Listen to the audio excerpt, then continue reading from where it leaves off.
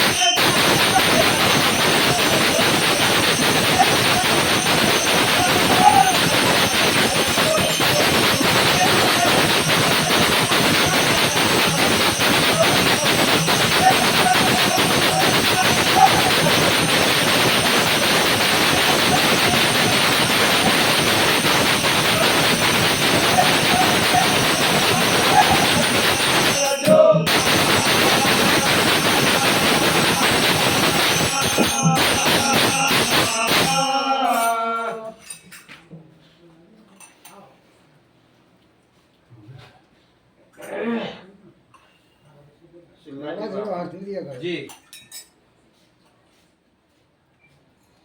इस मानव जीवन को एक चेतावनी दे जी। मानव शरीर अनंत योनियों के बाद इस शरीर की प्राप्ति होती है। बराबर। ये बात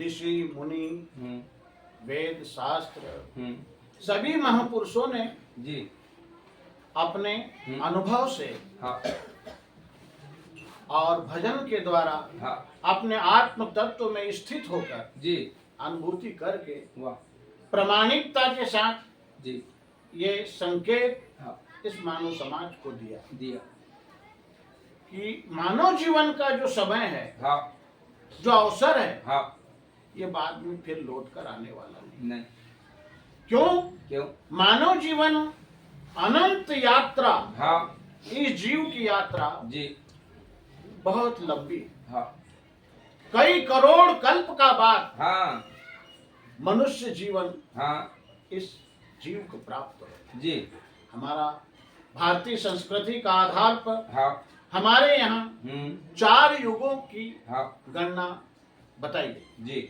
सतयुग त्रेता द्वापर और कलयुग वाह 4 युग हाँ और 4 युग हाँ से एक चौकड़ी बनती है जी 4 चौकड़ी से एक मनवंतर बनता है मनवंतर और 4 मनवंतर से एक कल्प कल की संख्या होती है जी आकलन कभी गिनती करे हाँ तो कलयुग सब भाइयों में छोटा भाई है जी जिसकी आयु 4,32,000 वर्ष की है। हाँ अभी जो वर्तमान में जो कलयुग चल रहा है जी इसकी उम्र है 4,32,000 वर्ष हाँ अब इसके पहले द्वापर युग गया जी जिसकी आयु 8,64,000 वर्ष जी और त्रेता युग की जो आयु थी हाँ वो 17,28,000 वर्ष की जी और उसके बाद सतयुग जो पहले बीता हाँ तो 34,56,000 वर्ष का एक चतुर्युग होता है। बराबर 4 युग जब बीते हाँ तो 34,56,000 वर्ष की गिनती है जी अब ये 4 युग भी मिलकर हाँ एक चौकड़ी तैयार हो हो और 4 चौकड़ी मिलकर जी एक मनवंतर बने जी और एक 4 मनवंतर बनकर हाँ फिर एक कल्प की गिनती हो बराबर तो 84 लाख योनि में जो हमने समय व्यतीत किया हाँ जो अनेक प्रकार के भोगों को भोगा भोगा वो 1 करोड़ कल्प है। जी 1 करोड़ कल्प के बाद बात ये जीव अनेक प्रकार के पुण्य अर्जित करता है। वाह पेड़ बना हाँ पेड़ को फल खाए नहीं